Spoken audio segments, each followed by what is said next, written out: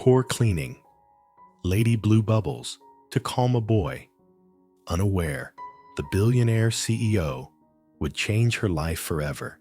Before we begin, comment below and tell us where are you from, which city you're watching from, and when it's over, be sure to rate this story from 0 to 10. Enjoy the story. The marble lobby was full of voices, but one sound cut through it all, the sharp, panicked breaths of a little boy curled on the floor. People kept their distance. Security whispered into radios. No one stepped forward. No one, except a woman in a faded cleaning uniform, hair pinned up with a pen, and a half-empty bottle of dish soap in her pocket. She knelt, blew a single bubble into the air, and watched it float toward him. She didn't know the billionaire CEO was watching from the corner, or that this one small bubble was about to change all three of their lives forever. The bubble lady. The marble lobby of Blake Tech gleamed under the morning light.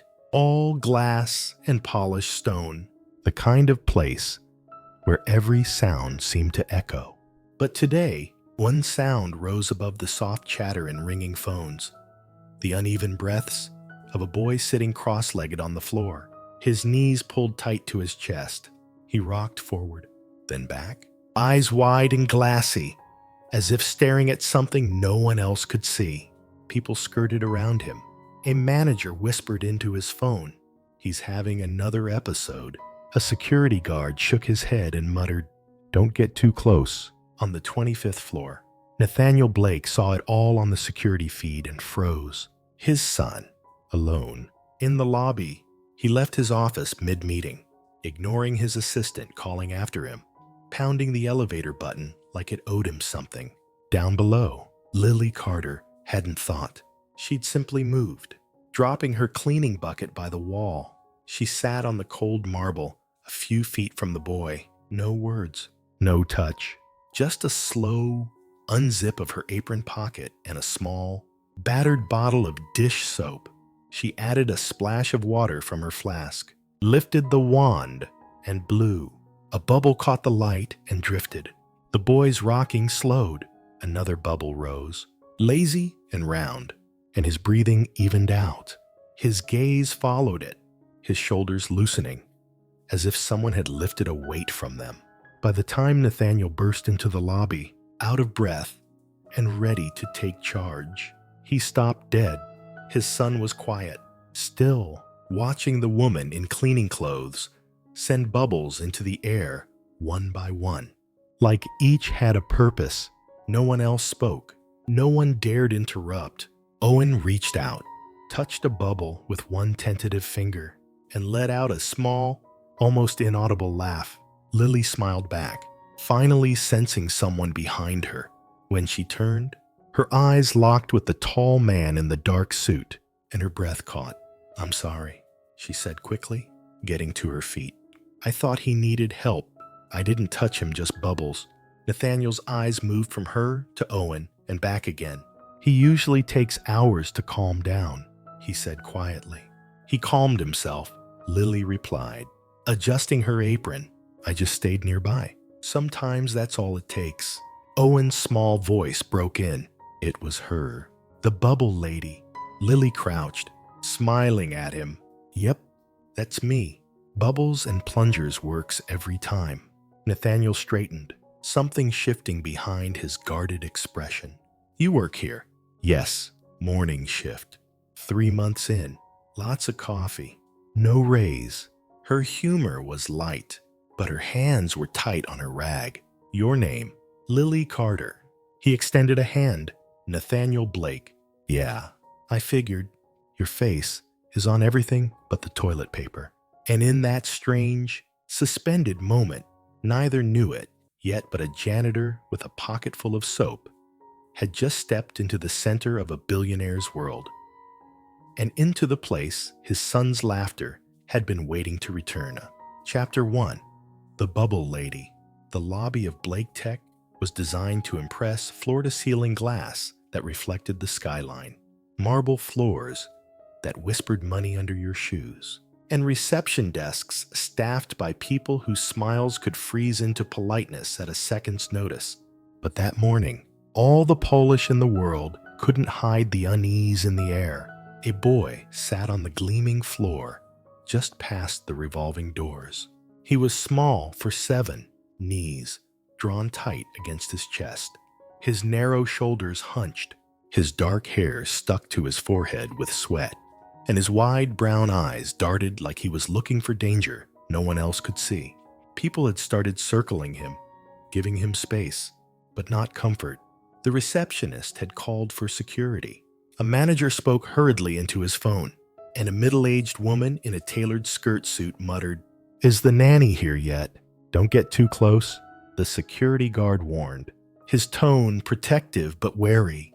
Upstairs, in a corner office that commanded the entire north view of Chicago, Nathaniel Blake stood frozen in front of a wall of screens. The security feed showed his son, alone in the lobby. It had been 2 years since Victoria's death. And in that time, Owen's episodes had come and gone like sudden storms. Some lasted an hour, others raged all day. But never had one happened here, in the open, where strangers could stare. Nathaniel didn't think. He simply moved.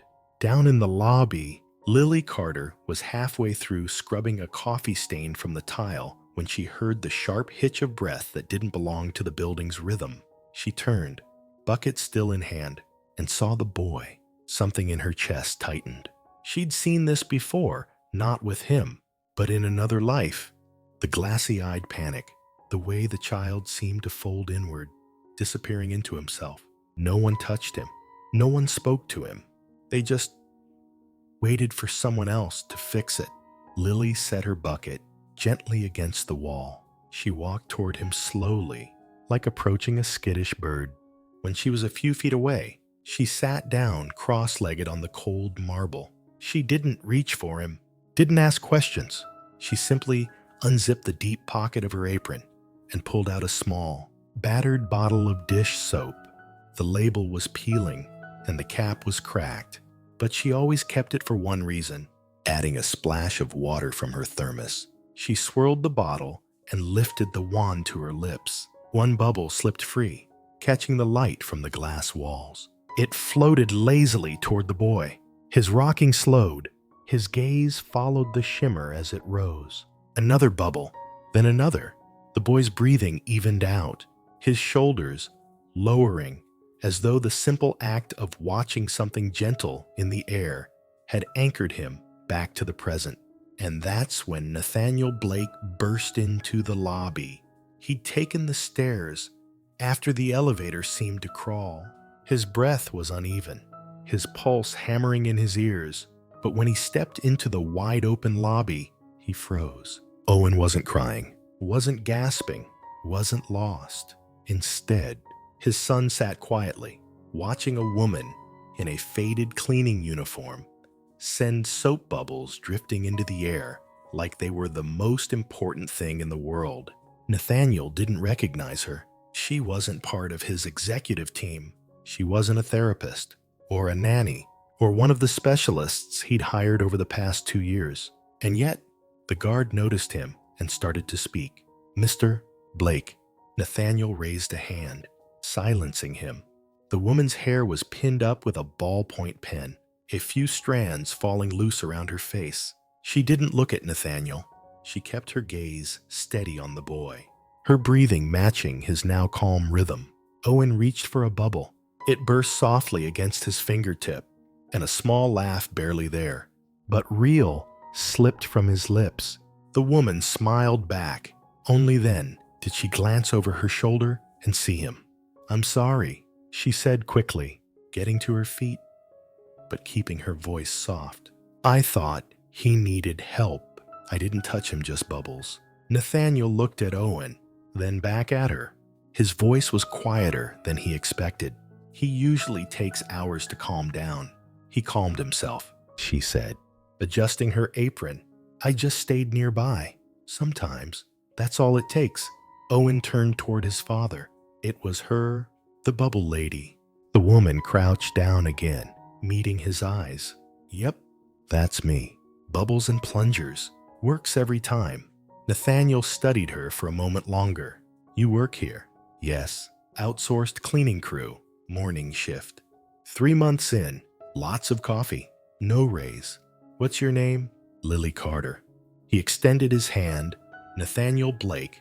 Her eyes flicked toward the corporate logo etched in the marble wall. Yeah, I figured. Your face is on the walls. The security badges. The website. Pretty much everywhere. But the toilet paper. Something almost like a smile tugged at his mouth. I'd like to speak with you. Miss Carter, would you come with me to my office? Lily hesitated, glancing at Owen. Look, I swear I didn't teach your kid magic or give him candy. It was just soap. From behind them, Owen reached out. Come back. She crouched, smiling at him. If you want more bubbles, I'll bring a lemon-scented one tomorrow. But only if you promise to smile more than once. Owen nodded solemnly. Promise. As the three of them stepped into the elevator, Lily muttered under her breath. Just curious. Am I getting fired? I haven't decided yet, Nathaniel replied, his tone unreadable. She watched the floor numbers climb, her pulse quickening. She'd never been higher than the 3rd floor, where the restrooms she cleaned were located. When the doors opened on the top floor, she stepped into an office that felt like another world Chicago spread out beyond floor-to-ceiling windows. Dark wood furniture gleaming in the light, paintings that probably cost more than her rent for a decade. Nathaniel gestured to a leather armchair. Please, have a seat. She perched on the edge, ready to bolt. Clutching the cleaning rag she'd forgotten to drop in the supply room. Miss Carter, Nathaniel began, sitting across from her. Do you have children? The question caught her off guard. No, sir. Single. No kids. No boyfriend. No plans that last more than 2 weeks. For the first time, he smiled faintly. Owen is 7. He lost his mother 2 years ago in a car accident. Since then, he's had anxiety attacks, panic attacks, meltdowns. We've gone through 5 therapists, 3 specialized nannies, and 2 doctors. Nothing has worked like what you did today. Lily blinked. Sir, I just blew bubbles. It wasn't anything scientific. Exactly, Nathaniel said, standing to look out the window.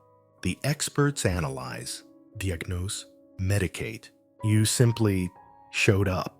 Lily shifted uncomfortably. If you're thinking of promoting me to nanny, I'm not talking about a promotion. He interrupted, turning back to face her. I'm talking about a proposal. A flicker of suspicion crossed her face. What kind of proposal? Nathaniel's gaze didn't waver. I want you to spend a few hours a week with Owen, not as an employee, not as a therapist, just as yourself, the person who made him smile, and in that moment, sitting in a chair worth more than her car, with her mop still drying somewhere downstairs. Lily Carter realized this man wasn't joking, and she had no idea that saying yes would change everything. Chapter 2. The First Visit. The first thing Lily noticed when the elevator doors slid open wasn't the skyline, though it did stretch forever, or the gleaming floor that looked like no one had ever dared to scuff it. It was the silence, the kind of silence that didn't come from peace, but from absence. She stepped inside with her tote bag hanging off one shoulder, feeling her sneakers sink slightly into a rug that probably cost more than her yearly pay. A woman with a perfect gray bun appeared from a hallway that could have belonged in a museum. You must be Miss Carter, she said, her voice crisp, as if testing the air between them. I'm Margaret. Mr. Blake had an unexpected meeting, but Owen is in his room. Right, Lily said, clutching her bag tighter. And where's his room in this small city of an apartment? Margaret pointed down a hallway, lined with artwork and doors that looked like they led to different worlds. Third on the left, be careful with the vacuum robot. It's motion sensitive. Lily had no idea what that meant until a small, Round machine zipped out from behind a potted plant, humming like a content bee. She jumped back so fast, her tote nearly flew off her shoulder. What in the... That's Max, a small voice interrupted.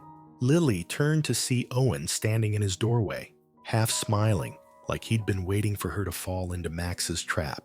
Hey, champ, Lily said, hand over her heart. Wow, you scared me. I thought it was some kind of alien. Owen giggled a soft, warm sound that seemed to float down the hallway. His room was the size of her entire apartment. There was a race car bed, books arranged in perfect color-coded rows, and toys so neatly displayed they could have been in a store window. Wow, Lily said, stepping inside. Where's the mess? Dirty socks on the floor. Half-built Lego castles. Margaret always puts everything back. Owen replied with a shrug. I see, and... Do you like it that way? She asked. Owen's eyes darted toward the perfectly arranged shelves. Sometimes I wish it felt more like a real room. Lily sat cross-legged on the carpet and patted the spot beside her. Come here, let's fix that. But first, she reached into her tote and pulled out a small plastic bottle. A promise is a promise. Lemon-scented bubbles. Owen's face lit up. They took turns blowing bubbles, some floating high toward the ceiling, others drifting low enough to pop gently on their skin. Lily put on soft music from her phone, something gentle, not too bright, not too slow. And for the first time since she arrived, Owen's shoulders sank into something like comfort. You know what's missing here? Lily asked. What? Picnics. But we don't have any food. Who says picnics need food? She grinned, pulling pillows off the bed and spreading them across the floor. Make-believe picnics are better. You get to eat whatever you want. Owen thought for a moment. Chocolate pizza with French fry ice cream. Ew. That's disgustingly delicious. I'll have a cloud sandwich with rainbow juice. They ate their imaginary feast, laughing until Owen rolled onto his back, holding his stomach. Then he started talking about school, about how sometimes kids didn't understand why he got sad for no reason. Lily listened without interrupting, nodding, asking small questions. She didn't try to fix it. She just let him talk. From the hallway, behind a barely open door, Nathaniel stood watching. He'd come back early, thinking he'd find polite conversation or quiet play. Instead, he found his son laughing, not just smiling, but laughing on the floor with a woman who still had bubble soap on her fingertips. A slow smile tugged at the corners of his mouth. What a touching scene. A cold voice said behind him. He turned sharply. Diana Worthington, Owen's godmother, stood with her arms folded, diamonds catching the light like ice. Deanna, I didn't know you were coming today. Clearly, she said. Otherwise, you wouldn't have left that woman alone with Owen. Lily is here because I asked her to be, Nathaniel replied, his voice even. Oh, Nathaniel, she said, letting out a humorless laugh.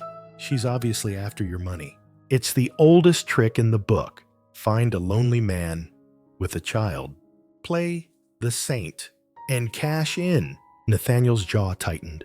Listen to that, he said quietly, nodding toward the sound of Owen's laughter. When was the last time you heard him laugh like that? That's not the point. That is exactly the point, Nathaniel said, his voice sharp enough to make her flinch. You should leave. Her lips pressed into a thin line. Victoria must be rolling in her grave. The mention of his late wife landed like a punch. His fists curled, but his voice stayed calm. Out, now. Diana turned on her heel and swept toward the elevator. This won't end well, she called over her shoulder. Nathaniel exhaled slowly, pushing down the anger before stepping into Owen's room. Dad, Owen said, still smiling. We're having a picnic? I can see that, Nathaniel said, his gaze meeting Lily's over Owen's head. Something unspoken passed between them. Gratitude, maybe, or the beginning of trust. Lily grinned and offered him an imaginary slice of chocolate pizza. He almost said no, but then, for Owen's sake, he took it. As Lily packed up her bubbles and said goodbye, Owen tugged at her sleeve. "Come back soon?" Lily hesitated only a second before answering, "Count on it." She didn't notice Nathaniel watching her leave, or the fact that for the first time in years, he was already thinking about how to make sure she came back. Chapter 3. Dinner for Two. Nathaniel had drafted and deleted the invitation 3 times before settling on a single line. "Dinner tomorrow at 8. As a thank you, Nathaniel." Her reply came 15 minutes later, like, "Forks and knives dinner." "Okay, but if there are more than 3 utensils, I'm leaving." By the time she stepped off the private elevator, the city glittering behind her, Nathaniel was already waiting. Her black dress was simple, but quietly beautiful. Her hair pulled half up, with a few loose strands brushing her cheeks. "You look." He caught himself before saying, "Perfect, beautiful." She grinned. "You look not terrible." "Sorry." Panic compliment. The table was set for 2 by the window, candles throwing soft light over the city skyline. She eyed the first course with suspicion. "What is this?" "Salmon tartare." "So, fancy sushi salad with toothpaste." She tasted it, then nodded. "Okay, good toothpaste." They talked about small things, her Detroit winters, his son's habit of sorting crayons by bravery, the way some days felt too loud to breathe in. For the first time in years, Nathaniel felt his shoulders lower. "Why did you invite me, really?" she asked, fork poised. "Because Owen smiles when you're around," he said. "Because you make him feel safe. Because I laugh when you're here." Her eyes softened, "and I feel like the world gets quieter." Before dessert, Owen padded in wearing her floral apron. "Cookies," he announced. 15 minutes later, they were in the kitchen, sleeves rolled, hands dusted with flour. She taught Owen to breathe out slowly. When the eggshell cracked, "Wrong, blow a bubble without the wand." He did, and the tension left his shoulders. When the cookies cooled, they sat on the couch. Owen curled into her side, Nathaniel on the other. "Favorite smells, favorite sounds, favorite colors?" "Yellow," she said, "because it was the bravest." By the time Owen fell asleep, apron still on, she was standing by the window. "I shouldn't have said yes to dinner," she murmured. It felt risky. "And now?" he asked. "Now. It feels like the only thing I've done right all week." He didn't kiss her. He took her hand, warm and work-roughened. "I'm the kind of person who keeps promises," she whispered. "So, am I?" he said. They stood there, the city humming around them, holding on to a quiet they didn't want to lose. Chapter 4. The headlines. The first sound Nathaniel heard wasn't the coffee machine or the shower or Owen's feet on the hallway rug. It was his phone buzzing on the nightstand like it had something urgent to confess. He glanced at the screen. Dozens of alerts crowded together, each one a small flare. He opened the first, then the next. The headlines stacked like accusations. "Millionaire CEO dines with cleaning, Lady Cinderella, or calculated move." From mop to penthouse. Inside the Blake romance, board concerned as CEO, mixes business with bubbles. A photograph sat in the center of one article. Lily, in her rented black dress, half smile, half nerves, captured. As the doorman opened the glass door, Nathaniel knew the exact second it had been taken. Her left hand clutching a paper bag like a talisman, her right smoothing a wisp of hair behind her ear. She looked beautiful and like she didn't belong. And exactly like herself, he called her immediately. Across the city, in a kitchen the size of his pantry, Lily's phone was already vibrating across a formica table. She'd just opened her messages. Oxokom.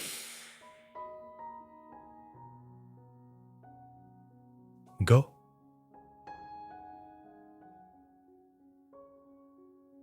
Co-workers gasped text girl. You're everywhere. Then a flood of strangers who wrote as if they knew her. Playing the long game. Poor guys always fall for it. Mop. Bucket to the altar. Applause emoji. Gold digger. The words felt like dirty water splashed across clean tile. Her hand trembled. She pressed speaker when the name Nathaniel lit her screen.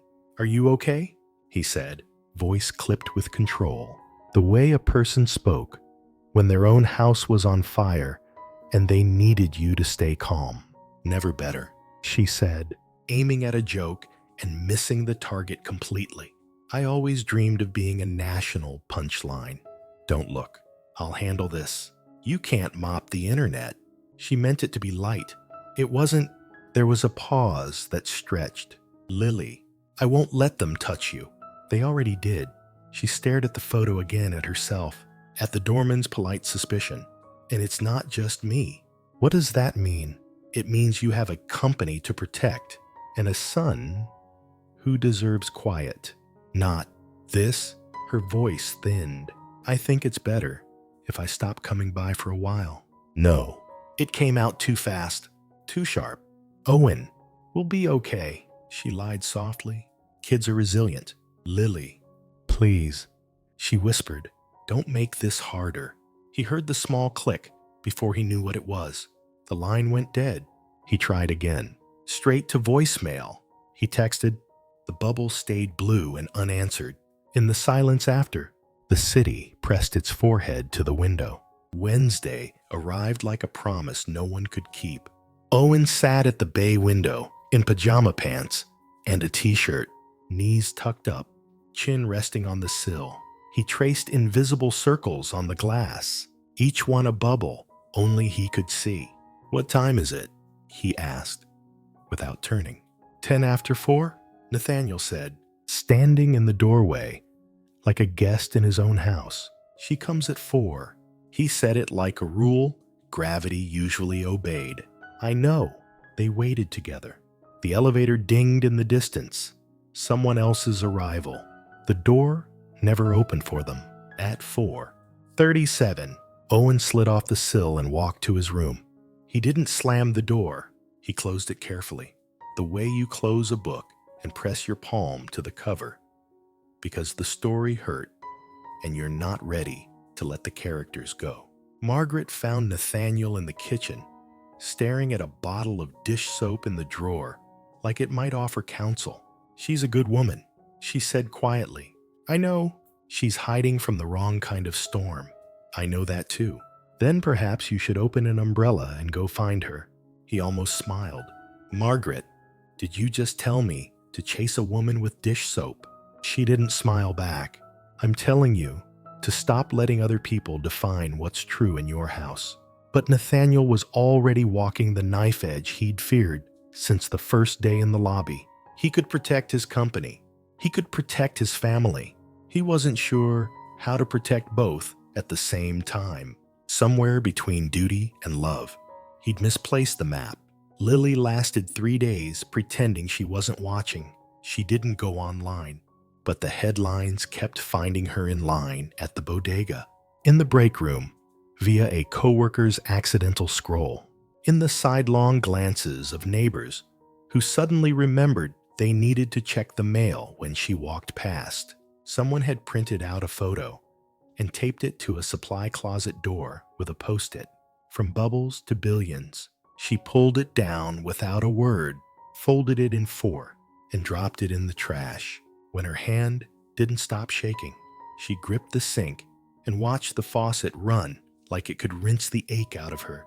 She pictured Owen's apron trailing like a cape. The way he'd said cookies, like the word itself could conjure safety. The yellow sprinkle that had stayed on her cheekbone until she laughed. He was the one she couldn't stop seeing. Her phone lit up with a number she didn't recognize. She almost let it go to voicemail. Answered on the 4th ring. Miss Carter, A careful voice asked, "This is Ellen from City Scene.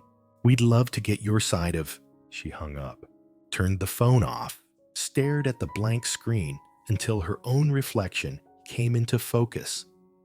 The woman who cleaned, who listened, who blew bubbles because she had nothing else to offer, and discovered it was enough.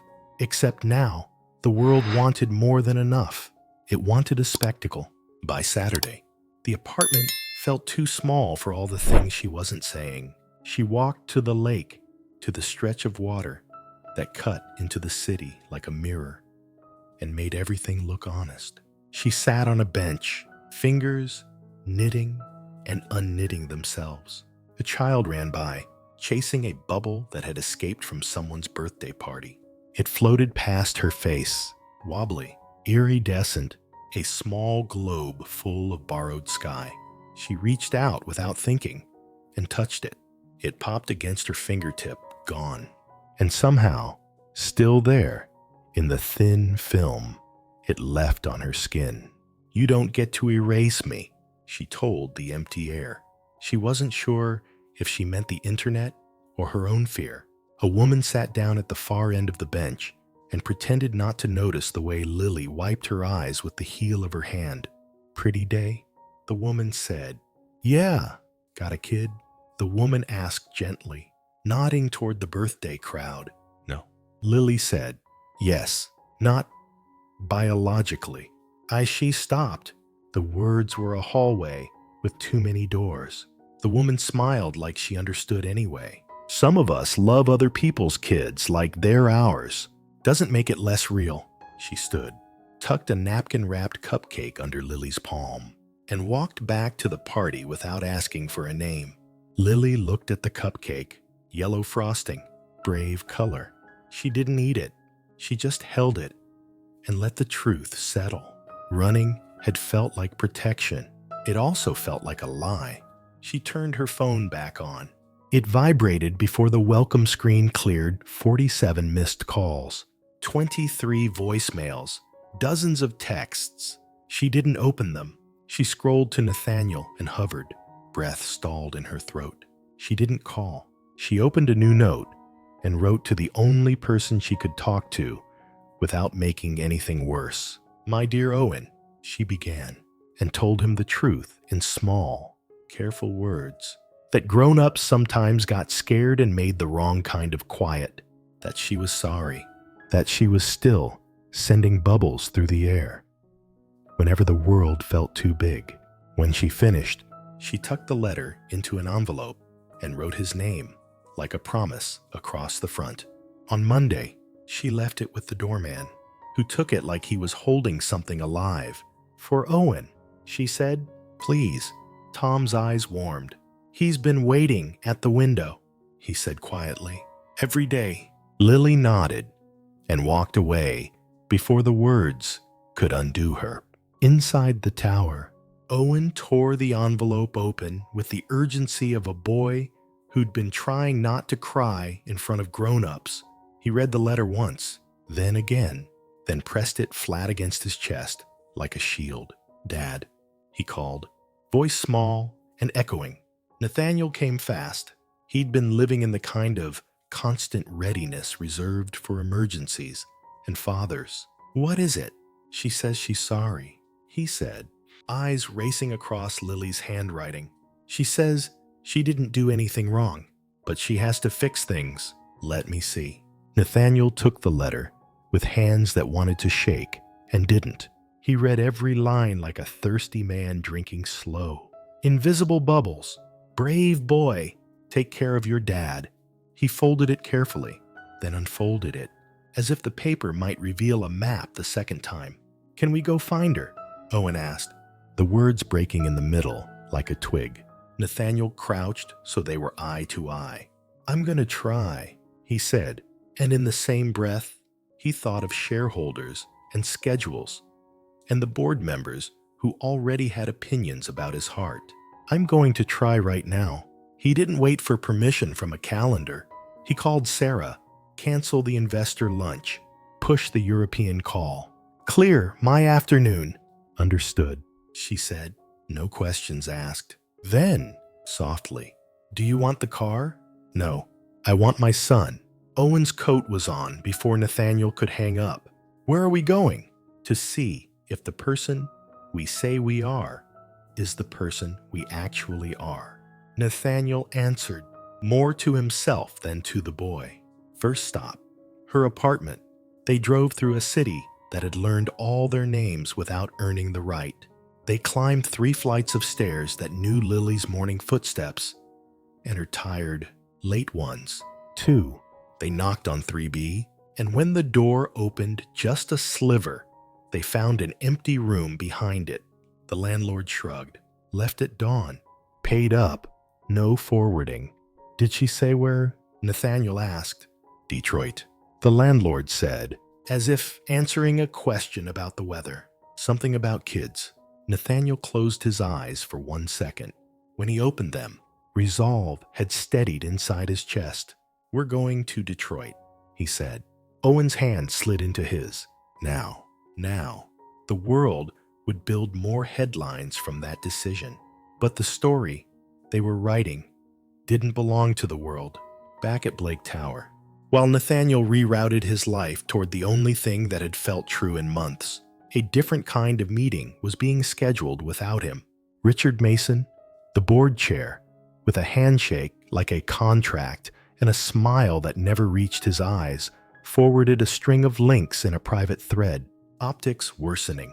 Stakeholders concerned about liability, power dynamics, need to discuss options.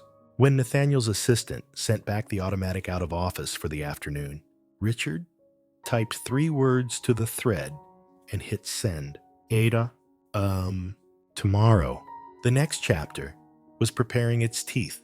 That night, Lily packed the last of what she owned into the narrow trunk of a borrowed car. 2 plants, 3 pairs of jeans, a shoebox of photographs, Samuel's knit cap folded into the pocket of a gray sweater. She took one last look at the space she'd made livable with secondhand lamps and hopeful books. On the counter, the cupcake had started to cave under its own frosting. She left it there. Some sweetness belonged to Chicago and should stay. On the passenger seat, the letter she'd copied for herself lay open. "I'll be sending invisible bubbles through the wind." She touched the words with 2 fingers, like checking a pulse. When she turned the key, the radio crackled on by accident. A morning host laughed about a segment she didn't hear, then said both their names in a tone that tried to sound amused and failed. She switched it off. The car filled with a quieter kind of noise, the kind you can breathe in. She drove east, then north, then toward a city that had made her and broken her, and might hold a corner of something she could give back. She didn't know what came next. Only that running felt different this time. Not away from, but toward. 2 exits past the state line. A truck merged too close, and she had to tap the brakes hard. The shoebox slid open. A photo skittering into her lap. Samuel, 7 weeks old. Fingers splayed like a starfish. Eyes half lidded in the blur between sleep and waking. She pulled over and cried the kind of cry you do when you're too far from either home to turn back. When she could see again, she wiped her face with the sleeve of the gray sweater, tucked the photo back where it belonged, and merged into traffic. Behind her, Chicago glittered. Ahead, Detroit waited, not with headlines, but with children who didn't care what the internet called you if you got down on their level and blew a bubble that didn't ask them to be brave, only present. In the penthouse, Owen fell asleep with Lily's letter under his pillow. Nathaniel stood at the window, phone in hand, calendar a battlefield. He could feel the meeting Richard was building, could hear the words they'd use: fiduciary duty, reputational risk, judgment. He could already taste the refusal forming on his tongue. He put the phone face down and did the only thing that had worked since the day in the lobby. He went to the drawer, pulled out the lemon-scented soap, and set it on the counter like a candle you light when you don't know what else to pray with. Hold, bubble, he said, to the empty kitchen, to the sleeping room down the hall, to the road stretching between here and Detroit. Hold. For a moment, the world did. Then the phone buzzed again. Richard's 3 words blinking on the screen. Hoitua, tomorrow. Nathaniel smiled without humor. I'll see you there. He told the phone, the window, the city, and I'll bring the truth. He turned out the lights and let the dark fill in around the edges. Somewhere out on the interstate, a borrowed car cut through the night, carrying a woman who had learned the hard way that sometimes love is soap and sometimes love is leaving. So you can build a place to return to. The bubble didn't pop. Not yet. Chapter 5. The board meeting.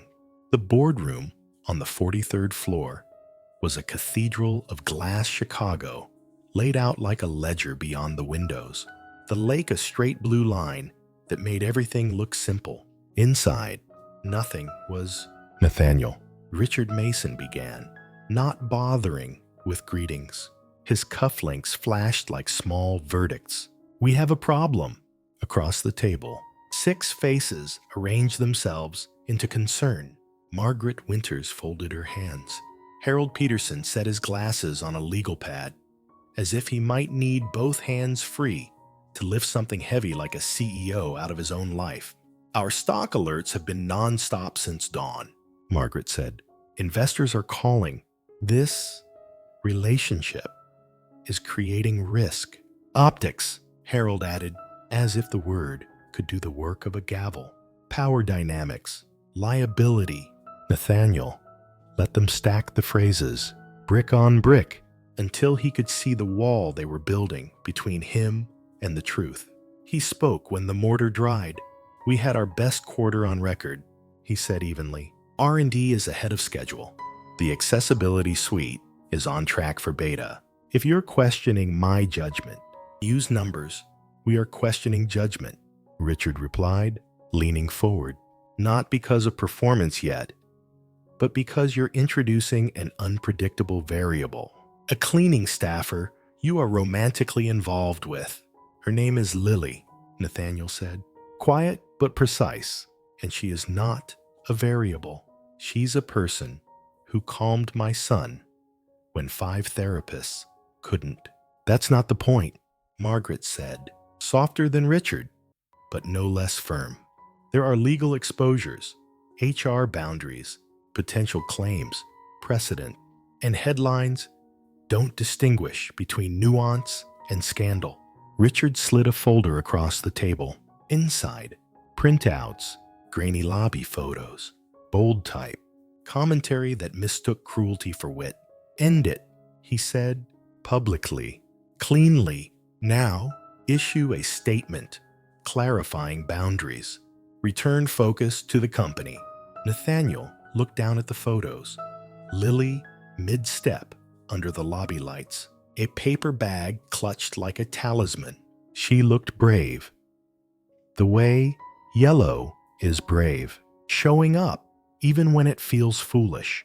He closed the folder. No. Silence fell like a dropped pane of glass. Harold cleared his throat. We're not asking. Son, you're telling me to be a man who wins earnings calls and loses his soul. Nathaniel said, I pass. Richard's smile thinned. Then we'll have to explore options, a leave of absence, an interim appointment for the good of Blake Tech. The good of Blake Tech, Nathaniel repeated, feeling the phrase in his mouth like a coin someone else had spent. He stood, palms on the table.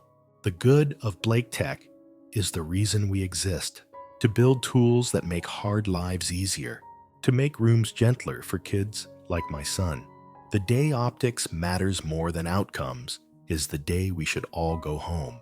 Outcomes require stability, Margaret said. Stability requires leadership with unimpeachable judgment. And you think, loving someone who makes my kid laugh is an impeachment? He said, noted. Richard steepled his fingers. You have 24 hours to consider the statement. We'll reconvene tomorrow at 8. Nathaniel looked at the clock on the far wall. 9:20. He pictured another clock, the one Owen kept in his chest, set to Lily's Wednesdays and Saturdays. He gathered his folder without looking at it again. "Don't issue anything without me," he said, "and don't call HR." He paused at the door. "If you're going to move against me, at least be honest enough to do it to my face." He didn't wait for their answers. The door shut softly behind him, too polite for the sound in his ribs. In the elevator, floor numbers blinked like a pulse. He dialed Lily. Voicemail. He tried again. Nothing. He texted 3 words. "I choose us." He put his phone away before he could watch them sit there, undelivered in meaning. On the drive to her building, the city felt like it was watching him decide who he was. He parked crooked, jogged up 3 flights, and knocked on 3B with the urgency of a man who had found the one door that mattered.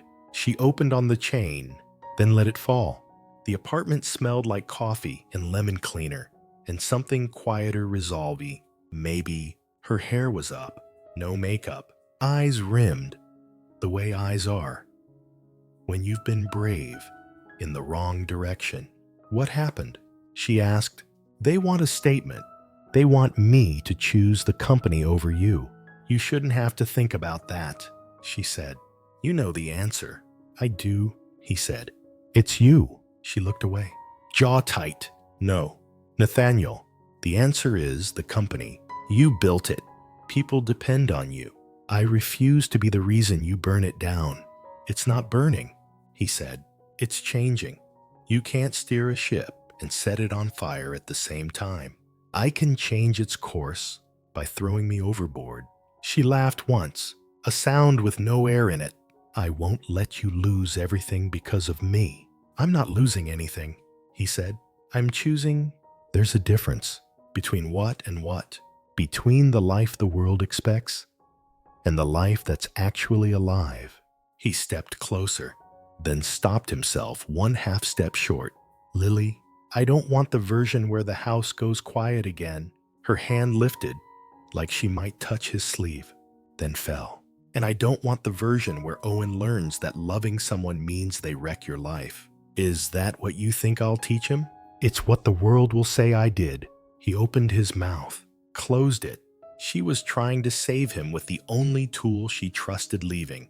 The hallway light clicked on with a timer's indifference.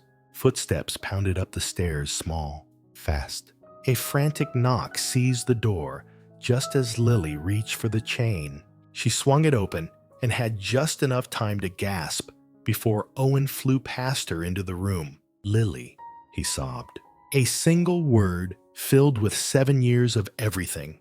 He threw his arms around her waist, face pressed to the soft cotton of her t-shirt. The floral apron string trailed from his pocket like a flag he'd kept just in case. "Owen." How Nathaniel's voice broke. He turned to the stairwell. "Margaret!" He called down. A breathless answer echoed up. "I'm here." Owen pulled back, hiccuping. "I heard Margaret on the phone," he said in a rush. "She said the board wanted Dad to choose.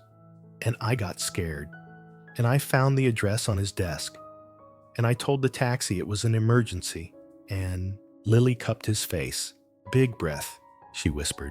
"Blow me a bubble without the wand." He did long, slow, until his shoulders dropped. "Am I going to lose you?" he asked. The question so quiet it barely made it to the air between them. Nathaniel knelt, putting a hand on his son's back and the other on the truth. "No," he said. "Not this time. Not for a boardroom. Not for headlines. I already chose. Buddy, I choose us." Owen looked between them, searching their faces like windows for weather, even if they get mad. "Especially then," Nathaniel said. "That's when choices mean something." Lily's eyes filled. She stood very still, as if any movement might break what had just formed in the room. A small, defiant circle against a larger world. She swallowed. "If you keep me, you keep the storm," she said. Nathaniel nodded. "Then we build a better roof." Owen sniffed. Can the roof have bubbles? Lily laughed, a real one. Cracked and bright, it can have a whole sky of them. Nathaniel stood, feeling something align inside his chest, like a compass finally finding north. Come home with us, he said, not as an order or even a plea, but as a plan. We will tell the truth. We will set boundaries, and we will not let people who don't live in our house write our story. She looked around her little apartment. The thrifted lamp, the 2 plants on the sill, the shoebox on the shelf that held a knit cap, and a name she carried like a second heartbeat. She looked back at the boy who had learned to breathe by watching bubbles, and the man who had finally remembered how. Okay, she said, voice steadying. On one condition, anything. Nathaniel said, we do it for more than us, she said. For kids like Owen, for teachers who don't know where to start, for parents who are drowning in the dark. If we're going to fight, it has to mean something bigger. Nathaniel's answer was immediate, like a door that had been waiting on its hinges. Then we build it, he said. A foundation, training, school partnerships, real tools. Half of Blake Tech pointed at this. Her breath caught. You're serious? I've never been more. Owen's eyes shone. Can it be called Little Hearts? He asked. Because mine feels little sometimes. Lily pressed a kiss to his hair. Little Hearts, it is. Margaret reached the doorway, flushed and worried. Young man, she began, hands on hips. We're going home. Nathaniel told her, the words landing like a new law. All of us. Margaret's stern mouth softened. Good, she said. The house has been holding its breath. Nathaniel took Lily's hand warm. Work rough. Real. Tomorrow at 8, he said, thinking of Richard's calendar. They'll come for me. Then we'll go first, Lily said. We'll make our own announcement. Together, he said. Together, she echoed. Owen threaded his small fingers through both of theirs. And cookies after, he added, because revolutions require rituals. After, they promised. They stepped into the hallway, a family forming in motion. Outside, the city still glittered like 1,000 opinions. Inside the small circle of 3 hands, the only truth that mattered held fast. Chapter 6, The Press Conference. The press waited like a pack of restless birds.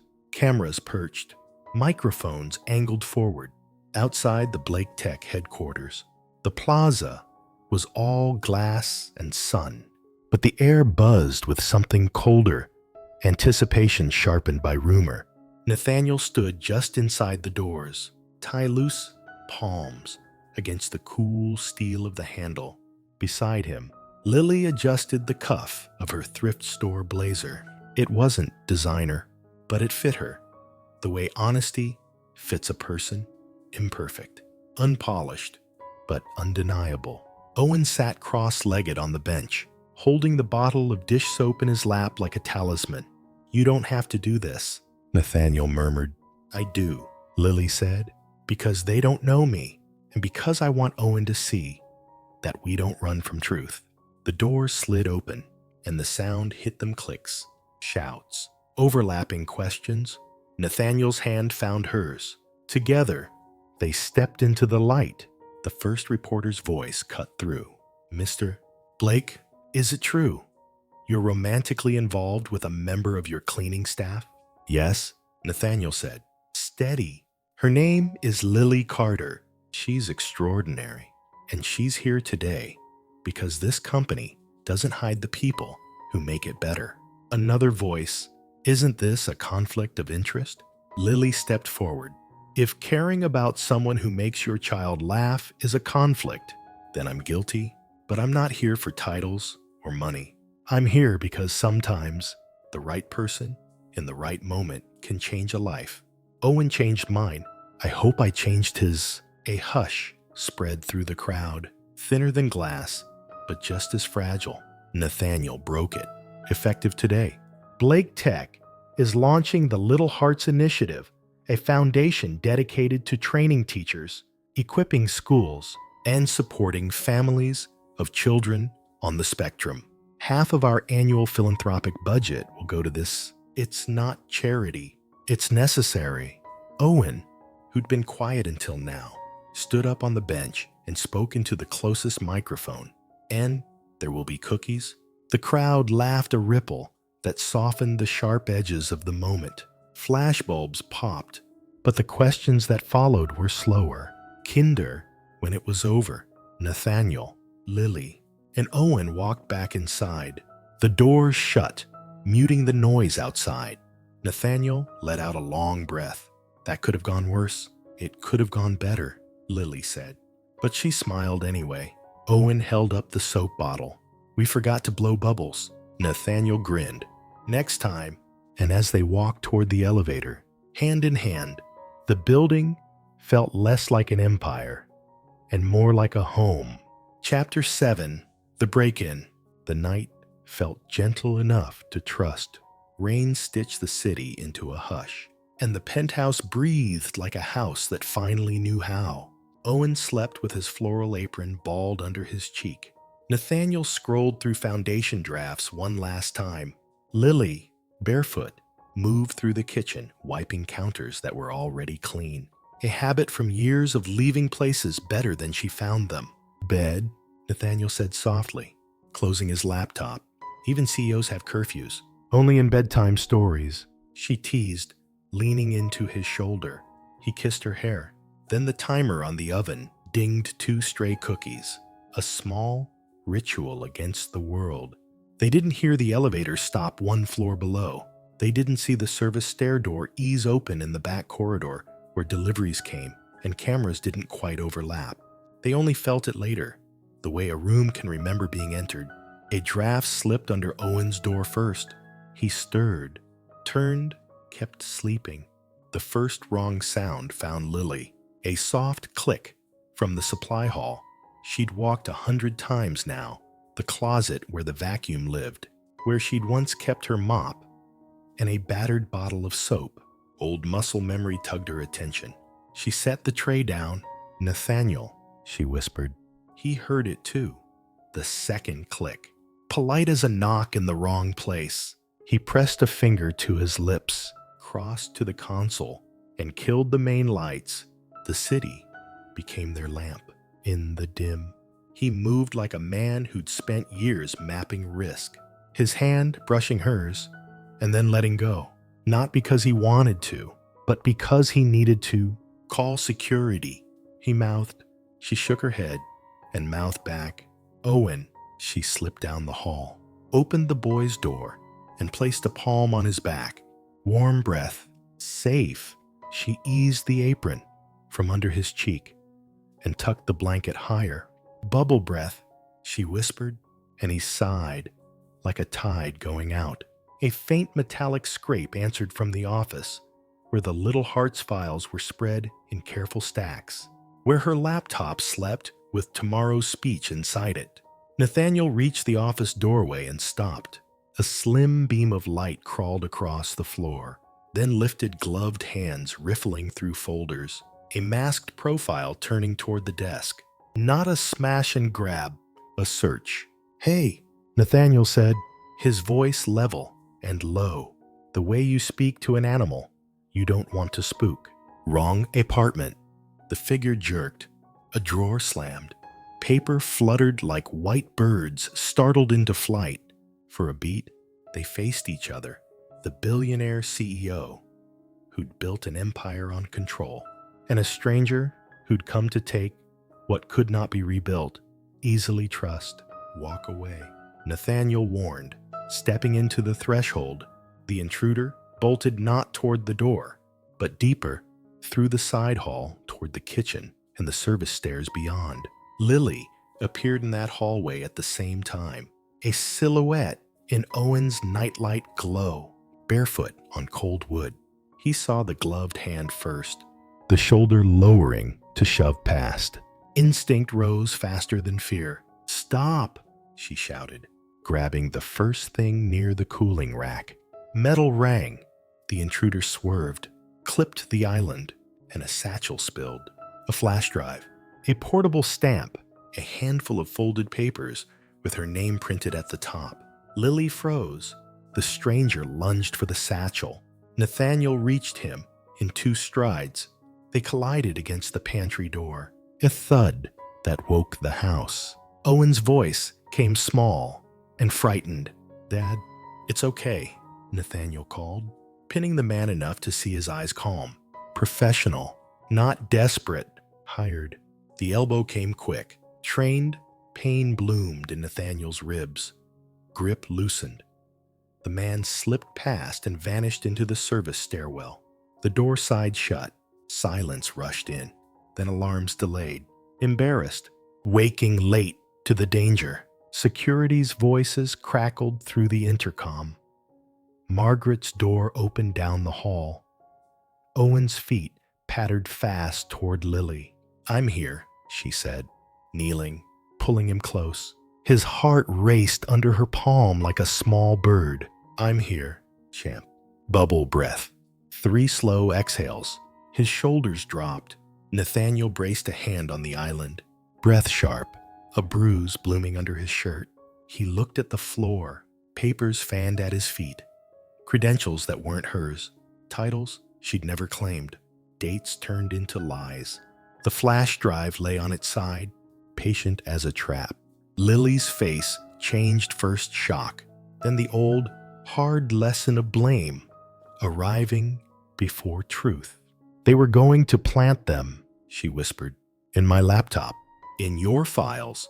Security flooded in apologies, radios, questions. Margaret wrapped a robe around Owen and a blanket around Lily's shoulders. She hadn't realized we're shaking. "Sir, we've got the stairwell." A guard reported, "No one on cams, but the freight door shows time stamps."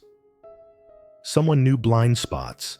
Nathaniel kept his voice steady. "Sweep the floor below, pull elevator logs, and call Detective Morgan directly. No more building PR. We keep this clean."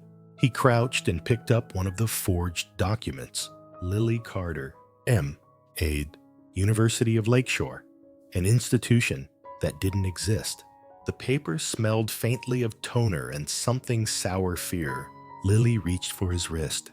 "If they wanted this in my bag, they want me in cuffs by morning. Then we won't give them morning," he said. "We go now." "Go where?" "To the truth," he said. "Already dialing." "To my legal team." "To a notary." "At midnight." "To a drive image of every file you've ever touched for little hearts." We flood the room with light before anyone can write the story in the dark. Owen looked up, eyes wide. "Are we in trouble?" "No," Lily said, brushing his hair back, her voice steadying. "Someone tried to make it look like we are, but your dad knows how to fight with paper better than anyone." Nathaniel bit back a smile at that fight with paper and reached for the satchel. Inside, beneath the stamp and the drive, a business card had caught on the seam. He teased it free with 2 fingers. No name, just a private security logo he recognized from conferences and back hallways. Expensive, discreet, the kind people used when they wanted things done without fingerprints. Across the card, faint indentations caught the light. The ghost of a note written on a pad above it at some point. He tilted it to the window. Read the pressed letters. M. Autor. Aim. Richard Mason. Tomorrow's meeting time. A heat rose in Nathaniel's chest. Anger, yes, but also something cleaner. Clarity. The line between coincidence and design had been crossed. And now, he had a direction. He slipped the card into his pocket. "We're leaving," he said. 10 minutes. Margaret nodded like she'd been waiting her whole life to hear a man choose to protect the right thing. "I'll pack a bag for Owen." Lily stood, still wrapped in the blanket, knee-knocking the cooling rack she'd swung. A single cookie wobbled, then slid into her palm. She looked at it and laughed once, surprised by the sound. "Provisions," she said, tucking it into Owen's hand. "For courage." Owen took a bite. "Tastes like brave yellow." "Exactly," she said. Nathaniel stepped close. thumb grazing the edge of the bruise under his ribs, not caring. "You okay?" he asked her. "I'm mad," she said simply. "I'm tired of the world deciding what a poor girl's allowed to be. I blow bubbles and make cookies, and I also read contracts, and I can smell a lie from a hallway away." Her chin lifted. "We're going to win." He felt it then. The click inside that happens when fear and purpose trade places. "Yes, we are." Security escorted them to the private car garage. Rain tapped the windshield like a soft metronome. Chicago blurred by in reflected neon and stoplight red. In the back seat, Owen leaned on Lily's shoulder, cookie half-eaten, eyes fighting sleep. "Tell me a story," he murmured. She stroked his hair. "Once there was a boy who thought bubbles only lived in kitchens," she said. "But then he learned they could float through stormy nights, all the way to a room where people told the truth and wrote their own ending." "What's the ending?" he mumbled. "We're not there yet," she said, kissing his head. "But it's good." Up front, Nathaniel's phone lit with messages he didn't open. He watched the wipers carve the world into clean stripes and thought about the card in his pocket, the blind spot on the service cam, the documents that smelled like someone else's hands. He thought about the board at 8 a.m. and how very different that meeting was going to go. Behind them, the tower shrank into the rain, carrying alarms and fingerprints and a story that wasn't theirs to carry anymore. Ahead, a pool of light waited at the corner of a late-night law office. Truth would take time, but tonight they had time and each other. Lily squeezed his fingers without looking. He squeezed back. The bubble held, and this time, it wasn't fragile. It was a line. Chapter 8. The boardroom at dawn. The conference table gleamed like a blade. 40 floors up, Chicago was just beginning to wake, traffic lights blinking on, river mist lifting in slow curls. But inside Blake Tech's boardroom, the air was already sharp with expectation. Richard Mason sat at the far end, flanked by two other senior members, their suits pressed to perfection, their smiles thin enough to slice paper. In front of each, a leather folder waited like a sealed verdict. Nathaniel arrived on time no earlier, no later, with Lily and Owen one step behind. She'd traded her blanket for a fitted navy blazer, her hair pulled back in a way that showed her face without apology. Owen clutched his bottle of dish soap like a quiet declaration of why he was there. "Nathaniel," Mason said, standing just enough to pretend respect. "We have concerns." "I know," Nathaniel replied. He didn't sit. He placed a manila folder on the table, slid it forward. "Here's what I know. Last night, a professional operative broke into my home, attempted to plant falsified credentials in Lily Carter's belongings, and targeted files related to the Little Hearts Initiative. Here's the footage from my private security system. Here are the timestamps from the service elevator logs." And here he tapped, "The business card is the company your assistant hired last Thursday." A flicker crossed Mason's face, too quick for the others to notice. But Lily caught it. "Are you accusing me of—" "I'm showing you the facts," Nathaniel said evenly. "And the facts will be going to the police within the hour, along with my full cooperation." One of the board members cleared his throat. "Even if that's true, this relationship is a liability for the company's image." Lily stepped forward before Nathaniel could speak. "With respect, I'm not your image problem. I'm the person who sat on the floor with a boy until he could breathe again. I'm the person who helped start a program that will make your shareholders proud. If that makes you uncomfortable, maybe the problem isn't me." Silence settled. Even the clock on the wall seemed to pause. Nathaniel finally sat, slow and deliberate.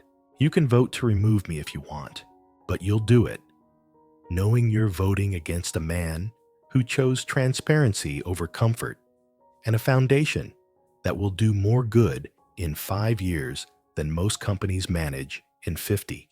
Owen wandered to the window, staring out at the river below. "It's pretty from up here," he said softly, to no one in particular, "but it's better when you're on the ground."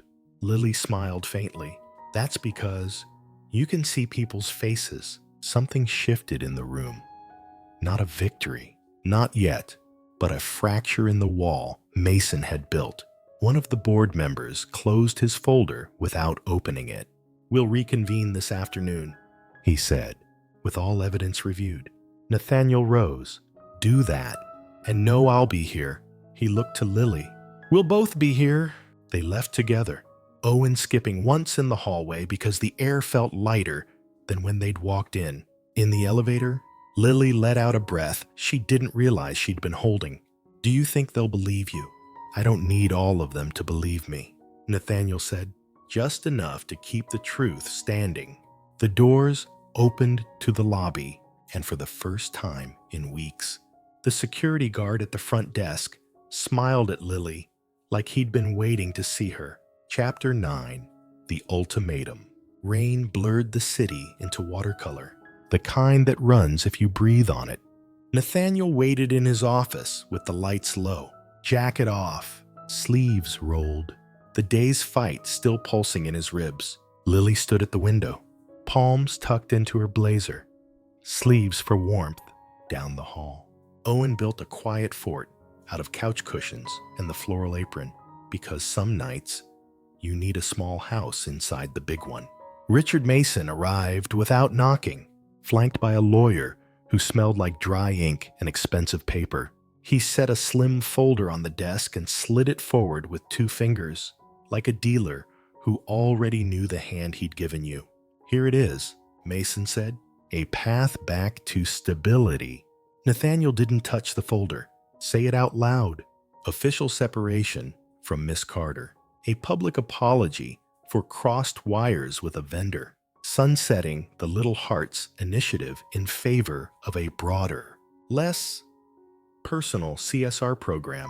In exchange, the board closes ranks behind you. The vote disappears. Your title stays where it is. And if I decline..." Mason's smile never reached his eyes. "Emergency session at 9. Removal for cause. A cooperating statement to the press expressing our concern about potential misuse of corporate resources. An inquiry into whether your domestic situation compromises judgment. Optics are a fragile thing." Nathaniel. Custody courts read newspapers. The last sentence landed like a blade made to look like a handshake. Lily turned from the window. "Color draining? Leave me out of this. You're the center of this," Mason said mildly, as if discussing weather. The poor girl in the CEO love story. Tragic, untidy. Nathaniel stood so fast the chair kissed the wall. "Watch your mouth." The lawyer opened the folder, tapped a page. "We can have this signed, released, and trending in 90 minutes. Lily breathed in once, slow, like blowing a bubble without the wand. Then she stepped forward, voice steady. "I'll make it simple. I resign from anything that touches your company. I'll leave Chicago. You can write whatever statement keeps your stock from catching a cold. Just leave him and his son alone." Nathaniel turned to her, something fierce and breaking in his face. "No, it protects you," she said. "It protects Owen. It betrays all of us," he answered, "including every kid we said we'd fight for." Mason closed the folder with a satisfied click. Clocks ticking. Nathaniel looked at the rain walking down the glass, at the fort in the corner, where a boy pretended storms couldn't blow through blankets, at the woman who had taught them both to breathe. He felt a clarity so clean it almost hurt. "Fine," he said quietly. Mason exhaled, already reaching for his pen. "Excellent. We'll draft." "You misunderstood," Nathaniel said. He pulled a single sheet from his drawer and placed it on top of the folder. "This is my resignation." Silence. The room shifted, like a train changing tracks. "I won't end the truth to keep a title," he said, calm as a verdict, effective immediately. "I'm stepping down as CEO. My personal shares will endow little hearts. I'll announce a shareholder forum in 30 days for anyone who wants to build something that actually matters. The rest of you can chase optics. Mason's composure cracked at the edges. You can't be serious. I've never been more, Nathaniel said. He signed with one stroke that didn't shake. And before you weaponize for cause. You know this? Last night's attempted plant is documented, secured, and already in the hands of people who don't answer to you. The lawyer's pen paused mid-air. You'll never work in this town again, Mason said. Voice low. Nathaniel smiled without heat. I intend to work in every town that has a school. Lily stared at the signature. Disbelief and something like awe braided together. Nathaniel, he looked at her. You asked me to make it bigger than us. This is how, from the fort, Owen's voice floated up, small but steady. Dad, are we still us? Nathaniel crossed the room and lifted a flap of blanket. We're more us than we've ever been. Mason gathered his folder with a jerk. This isn't finished. No, Nathaniel agreed. It's finally started. Mason left without another word, the lawyer in his wake. The door shut, and the office exhaled. Rain kept writing its slow script on the glass. Lily pressed her hands to her face, then dropped them, laughing once the shocked, bright kind that comes out when a weight leaves you so fast you forget how to stand. You just gave up everything. I gave up a chair, he said. I kept everything. She stepped into him, forehead to his, their breath fogging the same pain of air. We have no idea how to do this. We know how to tell the truth and show up with bubbles, he said. That's all the plan we've ever needed. Owen crawled out of the fort and wedged himself between them, arms around both waists. Can we have cookies now? He asked, because revolutions run on ritual. Yes, Lily said, kissing his hair. Cookies. And then we write a new letter to the world. They walked out together, down the gold hallway, past the photos of the man he used to be, into a night that had finally stopped pretending to be anything other than what it was. Wet, uncertain, honest. In the elevator, Lily laced her fingers through Nathaniel's. They'll come for you harder, she said. Then they'll learn. I don't break, he answered, squeezing back. The doors opened to the lobby, where it had all begun, cold marble. High glass, a memory of a boy on the floor, and a woman with a chipped bottle of soap. As they crossed it, Nathaniel's phone buzzed. Sarah, he answered. Tell me. 2 things, she said, voice bright with shock. Half the engineering floor just asked where to send resumes to Little Hearts, and she hesitated. Detective Morgan just called. You might want to see the warrant that was served 15 minutes ago. For who? For Richard, she said. Evidence tampering, unlawful surveillance, corporate fraud. Nathaniel looked at Lily. Lily looked at him. Somewhere deep, a thread pulled free. With a sound you can feel more than hear. Thank you, Sarah, he said. Tell the team there's room for everyone who wants to build. He hung up. The 3 of them stood for a moment in the place where all their lives had bent toward each other, listening to the rain soften into a promise. By morning, the headlines would change their verbs. But tonight, they walked out into the city with a different kind of wealth hands held, truth intact, and a future big enough to fit 1,000,000 small hearts inside it. Chapter 10. The Answer. Snow had come early that year, softening the city's sharp edges, muting the usual December rush. In the kitchen of their rented brownstone, the oven ticked with the steady patience of bread rising. The air smelled of cinnamon and something else, something warm enough to hold even the coldest day at bay. Nathaniel stood at the counter in shirt sleeves, whisking cocoa into steaming milk.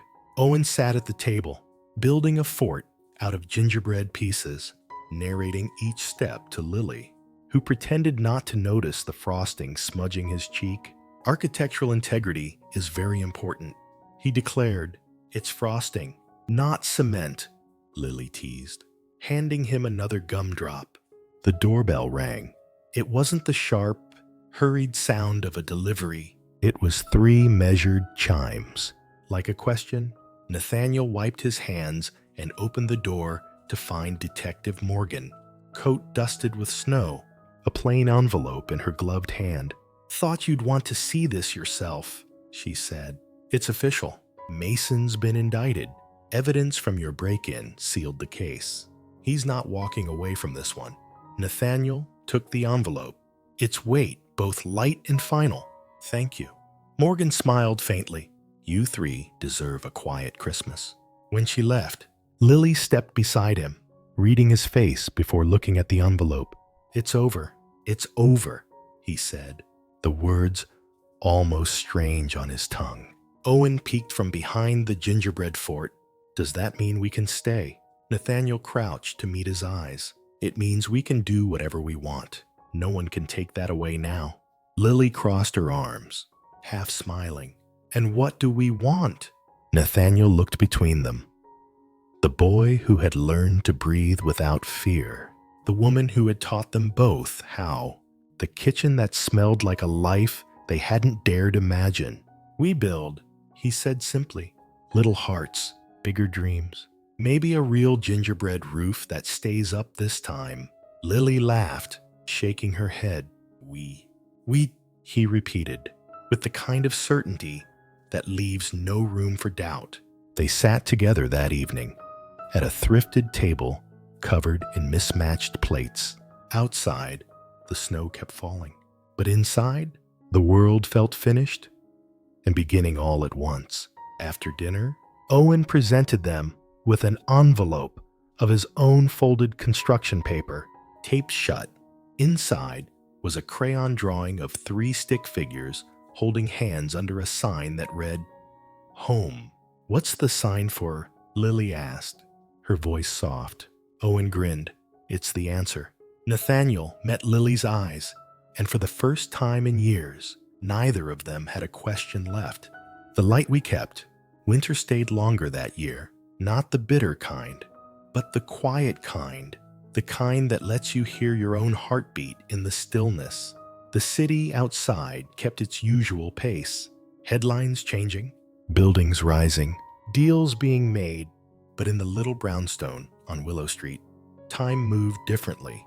Nathaniel planted his mornings in the kitchen now, not the boardroom. He made cocoa with too much cinnamon, because that's how Owen liked it, and learned that gingerbread houses collapse faster if you rush them, something Lily said applied to people too. Lily spent her afternoon sketching out the Little Hearts curriculum at the dining table.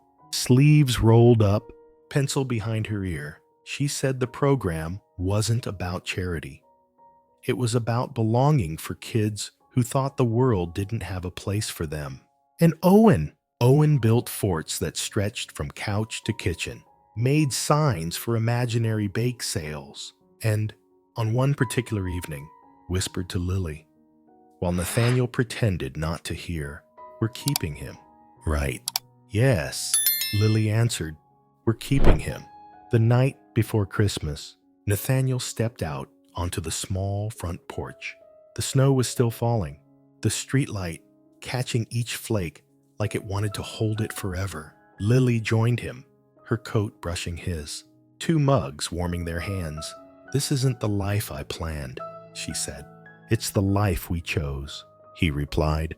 Behind them, Owen's laughter carried through the open door high, unguarded, and completely at home.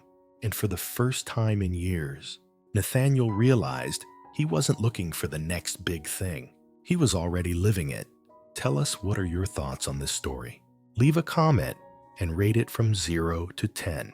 And if you want more moments like this one, don't forget to subscribe, tap the notification bell, and watch our latest stories. And don't miss out. Click here to watch more now.